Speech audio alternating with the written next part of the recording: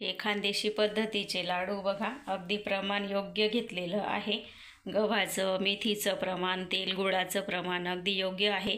भलेच तुम्ही जे ड्रायफ्रूट आपण घातलेले त्याचं प्रमाण कमी जास्त करू शकतात, त्याचं काही लाडूंमध्ये म्हणजे बिघडत नाही लाडू. पण तेल गुळाचं प्रमाण अगदी ह्या पद्धतीनेच घ्या जे व्हिडिओमध्ये दाखवलं आहे ते. नमस्कार मैत्रिणींनो, स्वागत आहे तुमचं पुष्पा पाटील किचनमध्ये. आज आपल्याला हिवाळा स्पेशल अशी रेसिपी बघायची आहे, ती म्हणजे मेथीचे लाडू. अजिबात कडू न होणारे असे मेथीचे लाडू बघायचे आहेत आपल्याला. आणि आता पुढचा महिना म्हणजे पौष महिना येतोय आणि हा महिना म्हणजे फार थंडीचा असतो. तर ह्या महिन्यामध्ये बहुतेक जण सर्वच म्हणजे असे मेथीचे लाडू करतात, कारण ते पचायला म्हणजे जड असते ना मेथी, तर हिवाळ्यात खाल्ली का ती पचते आणि शरीराला पण ऊब देते. त्याच्यासाठी बरेच जण असे मेथीचे लाडू करत असतात या महिन्यामध्ये जास्त. त्यासाठी मी इथे मेथीची पावडर घेतली होती रेडीमेड 250 ग्रॅम, आणि तिला एक रात्रभर तेलामध्ये मी भिजवून ठेवलेली होती, शेंगतेलामध्ये. आपल्याला लाडू शेंगतेलामध्ये करायचे ते. तुम्हाला जर तुपामध्ये करायचे असतील तर तुपामध्ये पण तुम्ही करू शकतात, गावठी तुपामध्ये. पण मी शेंगतेलामध्ये करणार आहे हे लाडू. तर रात्रभर ही मेथी भिजवून ठेवली होती आपण. 70 ते 80 ग्रॅम तेल याच्यामध्ये टाकून हे पीठ असं भिजवून घेतलेलं एका रात्रीभरसाठी बघा. असं केल्याने काय होतं, लाडू कडू होत नाही आणि लहान मुलंसुद्धा आवडीने खाऊ शकतात. मी 250 ग्रॅम पीठ घेतलं होतं मेथीचं. त्यासाठी मी इथे बघा बारीकच आपलं रेग्युलरच पीठ आहे, जे आपण नेहमी रोज चपाती करतो ते पीठ घेतलेलं आहे मी इथे 800 ग्रॅम. आणि त्यासाठी बघा मी 800 ग्रॅम गूळसुद्धा घेतलेला आहे. गूळ अगदी बारीक असा चिरून घ्यायचा आहे. तेल घेतलेलं आहे मी इथे 500 ग्रॅम. 500 ग्रॅम तेलामधून आपण मेथी भिजवायला बाकीचं तेल वापरलेलं आहे 70 ते 80 ग्रॅम. आणि आता हे उरलेलं तेल आहे. 250 ग्रॅम खारीक पावडर घेतलेली आहे आणि 250 ग्रॅम किसलेलं खोबरंसुद्धा घेतलेलं आहे मी.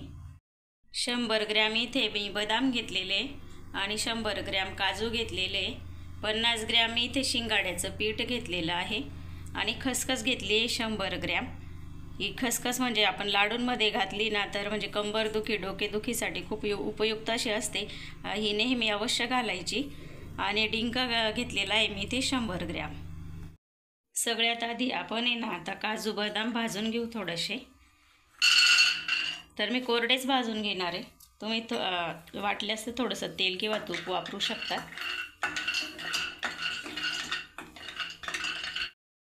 तर बघा हलकेसे डाग पडेपर्यंत मी बदाम भाजून घेतले. आता हे काढून घेते.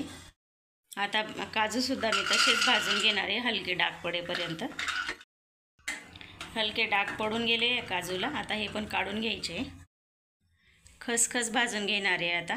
खसखस भाजताना आपल्याला गॅस एकदम मीडियम ठेवायचा आहे. जर कढई जास्तच तापलेली असेल ना तर बंद केला तरी चालेल थोडा वेळ, आणि नंतर 2 मिनिटानंतर गॅस चालू करा. म्हणजे खसखस छान भाजली जाते आणि पटकन बारीक पण होते. मग वाटताना खसखस छान अशी भाजली गेली, अगदी हलकी फुलकी दिसायला लागलेली आहे हे बघा. तर खसखस आपली भाजली गेली. आता काढून घेऊ. खोबरंसुद्धा मी आता भाजून घेणार आहे थोडंसं.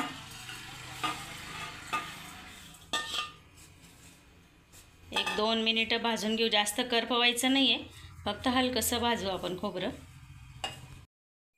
एक 2 मिनिटानंतर बघा हलकासा रंग बदललेला आहे खोबऱ्याचा. आता याच्यामध्येच मी ही खारीकची पावडर घालून घेणार आहे बघा.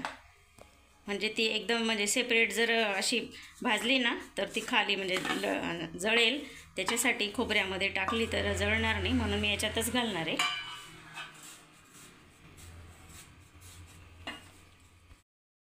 खारीक 2 मिनिटं मी परतवून घेतली खोबऱ्यामध्ये. हे भाजण्याचं कारण असं की आपले लाडू जे असतात ते लगेच संपत नाही, 1 ते 1.5 महिना सहज आपल्याला पुरतात ते. तर ते खराब लागू नये म्हणजे कसं साहित्य, खोबरं खारीक घातल्याने कसं खवटपणा पण येतो थोडासा लाडूंना. तर त्याच्यासाठी ना हे भाजलं ना तर असे नंतर वास येत नाही मग लाडूंचा. त्याच्यासाठी हे भाजून घ्यायचं आहे. जास्त पण करपवायचं नाही आपल्याला. जास्त जर करपलं तर मग हे पण कडवट लागतं. हे 2-4 मिनटं आपण आता सर्व भाजून घेतलं. याच्यामध्येच मी आता आहे ना शिंगाड्याचं पीठ घालणार आहे. ते सुद्धा सेपरेट जर भाजलं तर ते पण जास्त करपू शकतं. त्याच्यासाठी मी याच्यातच घालून घेणार आहे. म्हणजे हे साहित्य गरम आहे तर ते पण भाजलं जाईल. आता हे सर्व साहित्य 1 मिनिट फक्त भाजून घेऊ आपण आणि काढून घेऊ। इकडे तीच आता कढई ठेवली आहे मी गॅसवर, तर त्याच्यामध्ये आता तेल टाकून घ्यायचं आहे आपल्याला डिंक तळण्यासाठी।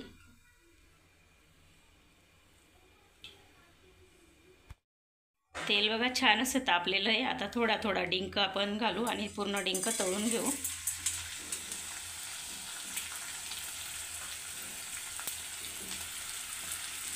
हे बघा डिंक छान असा फुलायला लागतो। सर्व डिंक तळून घेतला मी बघा या पद्धतीने। आता आपण मिक्सरच्या भांड्यामध्ये काजू आणि बदाम जे भाजून ठेवलेले आहे ना ते टाकून घ्यायचे आणि जाडसर अशी याची पावडर करून घेऊ आपण। अशा पद्धतीने मी बघा काजू बदाम बारीक करून घेतलेले। आता आपल्याला खसखस बारीक करून घ्यायची आहे। खसखस बघा या पद्धतीने अशी बारीक करून घेतलेली आहे, मस्त अशी पावडर। आता डिंक सुद्धा आपण मिक्सरच्या भांड्यामध्ये टाकून बारीक करून घेऊ। बघा या पद्धतीने डिंक बारीक करून घेतला। अगदीच बारीक नाही केलेला आहे, थोडासा असा रवाळ ठेवलेला आहे मी, तर छान लागतो असं दातामध्ये आल्यानंतर। सर्व साहित्य जे आपण ते भाजून आणि वाटून घेतलं छानपैकी असं। आता आपल्याला गव्हाचं पीठ आहे ना भाजून घ्यायचं आहे मस्त असं खरपूस।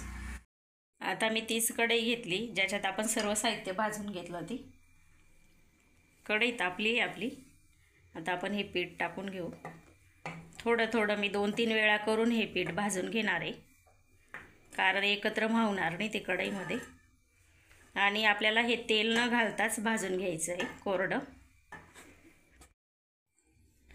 हे पीठ भाजत असताना आपल्याला आहे ना गॅस मीडियमच ठेवायचा आहे, छान असं भाजलं जातं।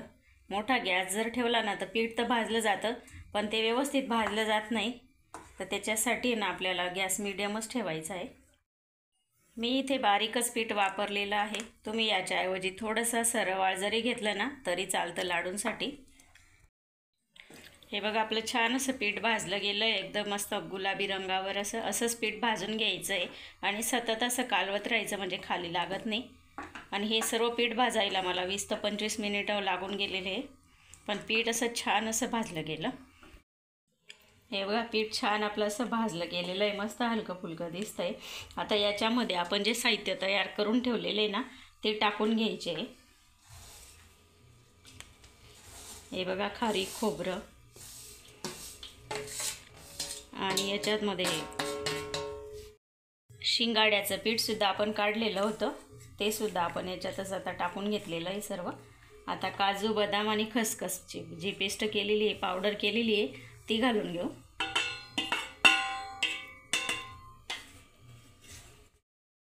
डिंक सुद्धा याच्यातच टाकून घ्यायचं आहे आपल्याला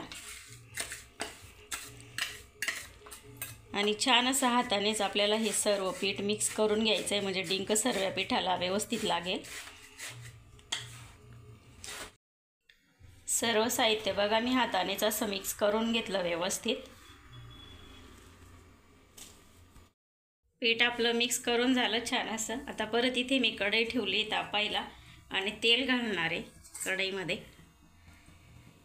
जे आपण 500 ग्रॅम तेल घेतलेलं होतं त्याच्यामधून थोडंसं तेल मी उरवून ठेवणार आहे।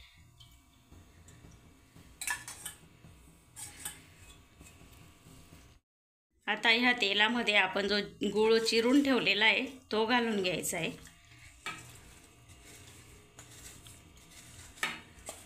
गूळ बघा अगदी बारीक चिरलेला आहे, मोठी अशी गुठळी नाही ठेवायची। हा गूळ आता आपल्याला आहे ना मीडियम गॅसवर वितळून घ्यायचा आहे, याचा आपल्याला पाक नाही करायचा आहे, फक्त पूर्णपणे आपल्याला गूळ मिक्स करून घ्यायचा आहे तेलामध्ये। 5-6 मिनिटानंतर बघा गूळ छान असा वितळून गेला, कारण मी एकदम बारीक असा गूळ चिरून घेतलेला होता, कुठेही असा मोठा खडा नव्हता।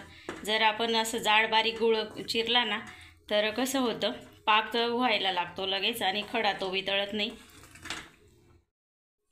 गॅस बंद करून देऊ आपण। आता बघा छान असा झालेला आहे। गॅस बंद केलेला आहे आपण। याच्यामध्ये आपण जी मेथी भिजवून घातलेली आहे ना ती टाकून घ्यायची आहे।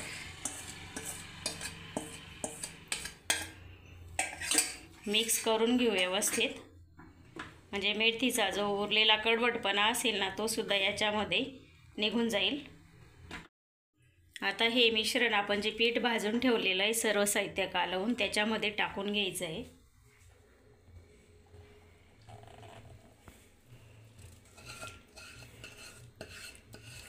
वा, किती छान असा सुगंध आला ना, मस्त असा मेथीचा।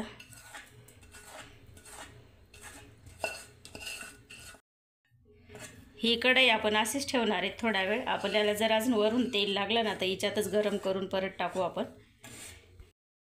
आता आपण हे सर्व मिश्रण एकजीव करून घेऊ चांगला। गरम आहे त्याच्यामुळे चमचाने करू आधी आणि नंतर हाताने करू।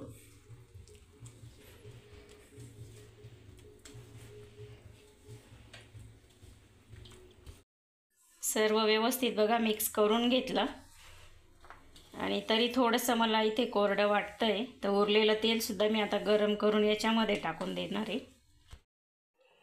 लाडू जर आपण वळला ना तर बघा वळला जातोय, पण आता जरी आपल्याला लाडू वळताना दिसत असेल तर पण नंतर आहे ना तो एकदम कोरडा होतो। त्याच्यासाठी मी थोडंसं अजून तेल घालून घेणार आहे। उरलेलं तेल गरम करून टाकून दिलं। आता एकजीव करून घेते परत आणि नंतर लाडू वळू आपण। व्यवस्थित असं मिक्स करून घेतलं। आता आपल्या हाताला सोसवेल ना असं झालेलं आहे।